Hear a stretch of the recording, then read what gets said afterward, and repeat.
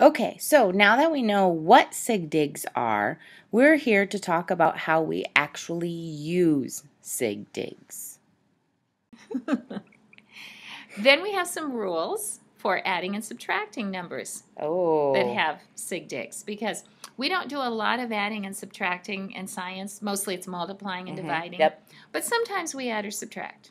Okay. For example, if we need to get the mass of a beaker plus something in the beaker, and then we subtract out the beaker to get the material, sometimes we subtract. So the rule for adding and subtracting is that you add or subtract, and then you round the answer to the least amount of decimal places that are in any part of the problem. Oh, so this helps tell you when you get those questions, where do we round? Exactly. This tells you where you should round. Exactly. Okay. So if you notice, there were 3 measurements taken.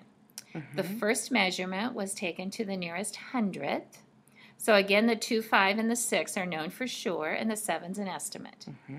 The second measurement is just taken to the nearest centimeter, 15. Okay. So the 5 was an estimate, indicating it could have been 14 or it could have been 16, plus or minus 1 centimeter. All right. And then the final one, wow, look at that. It was taken clear out 1.0034. Wow, that's pretty exact. That is. Now, when you add up those measurements, you get the 41.6734. However, because one of the measurements was only made to the nearest 1 centimeter. This one right here, the 15? The 15 was made to only the nearest 1 centimeter. Your final answer cannot go any farther than the ones place. So that's why you have to round that to 42. Okay, but isn't 41.6734 more exact? Doesn't that get to the better answer? Well, no, not really. And that a lot of times students think that because they think the more decimal places they can write down, the better answer it is. Right. But that's not true, because a chain is only as strong as its weakest link. Okay. You've heard that expression? Yep. And so if I've got one measurement that was to only the nearest centimeter, then my final answer can't be any more exact than the least exact part of that problem I have. Okay. Okay, so you're only as strong as your weakest link. That's right. And that's something scientists understand. Okay. That when they see a measurement, a calculation, they realize that any of the parts of that, or maybe one, or it doesn't matter how many, were made to no more than the nearest centimeter. Okay. Very good. Okay. Now, the rule that we use most often is multiplying and dividing. And for that, you multiply or divide, and then you round the answer to the least amount of sig digs that are in any part of the problem. Okay. So you just count total sig digs. You don't look at decimal places. Count total sig digs. So in the first part of the problem example there, we have 5 sig digs, 24.037. Yep. Multiplied by 3 sig digs, 2.62. And so since we have 5 and 3, the least amount is 3. So we have to round our final answer to 3 sig digs. 3 sig digs. Okay. Which would be 63.0. So today we're going to do some measurements using sig digs and some calculations to show how they work. Okay. Okay. So first we have a ruler here, a paper ruler. It's marked with 0 centimeters on one end, and then on the other end it's marked with 100 centimeters. Those are the only marks on the ruler. Okay. So what I'd like you to do is determine the length of this piece of whiteboard using ruler A. Okay. So you're going to have to estimate what part do you think is it of ruler A. Okay, so it's not quite to the half. So would that be maybe like 40 centimeters? Okay, you could put 40 centimeters. Now, why could you not say 45? I don't know. I just thought it looked more like 40. All right. Sometimes people say 45, but the problem with that is because there are no increments from 0 to 100, if you said 45, you would be estimating 2 digits. Okay. When you say 40, you're only estimating the 4 because then the 0 is a placeholder. Okay. So we think this is 40. 40. Okay, that sounds good. That's 40. I'm going to write that down right here because I Good. don't remember my numbers very well. Good. 40 centimeters. Now, let's use ruler B.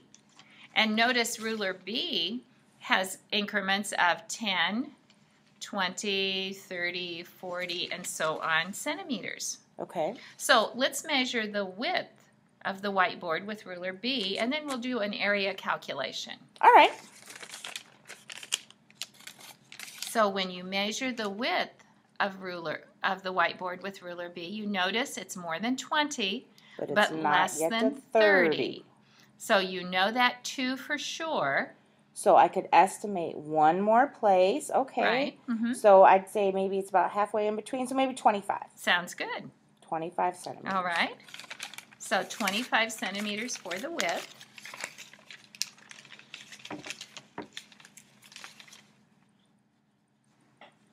And then we need to calculate if we're going to find area. We would multiply 25 times 40.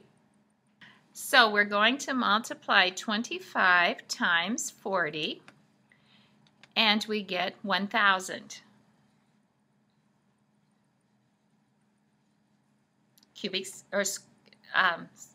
centimeters squared. Good, good. Now, how many sig digs can we have in our answer? We can only have one sig dig in our answer because this number only has one. Exactly. And we got lucky with this example. We did get lucky. Because the 1,000 only has one sig dig. So I don't even have to round it. So I can leave it like that? You can leave it like that, exactly. Okay. Because since the 40 only has one sig dig, the 25 has 2, but we can only have 1 in the final answer because these 3 zeros are all placeholders. All right. And remember, we can't change that to 1 or 10 or something. We have to leave those zeros in there. Okay. All right. Let's do this again, but let's use a different ruler. Let's go ahead and use ruler B. We already have a measurement for the width. Let's do the length now with a ruler we call ruler C, and that would be a meter stick. So let's go ahead and measure with ruler C. Oh boy. Okay, so I'm getting 42.567.8. So I would know that already. So right. 42.8. So I have to estimate one more digit, and it looks about like it's in the middle, so 5. Okay. So 42.85. Do you want to write that down? I can, yeah. Okay. Should we put that over here? Uh-huh. 42.85 centimeters. And we're going to take that time, and that was with ruler C. Mm-hmm. We knew these 3 digits for sure, and we estimated the 5. Right. And we're going to multiply that times the 25 that we got already with ruler B. So if we take 42.85 times 25, we end up with 1071.25 centimeters squared. Okay, now we have to figure out sig digs. How many sig digs did we have in our top value? We have 4 there. 4. And how many did we have in our bottom value? 2. 2. And since we're multiplying, the rule is we round to the least amount of sig digs that were in any measurements in the problem. Okay. So how many can we have? 2. 2. Okay.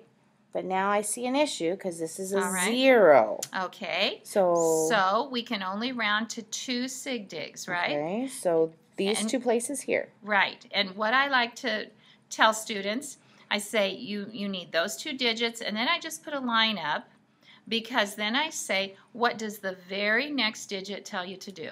Round up. And because it's a 7, it says round up. Okay. So that means our answer becomes 1, 11. 1. And then we have to fill in the spots up to the decimal. Okay, and we don't put the decimal in there. We do not put the decimal in. Because it's just understood. Right. And then centimeters squared. Right.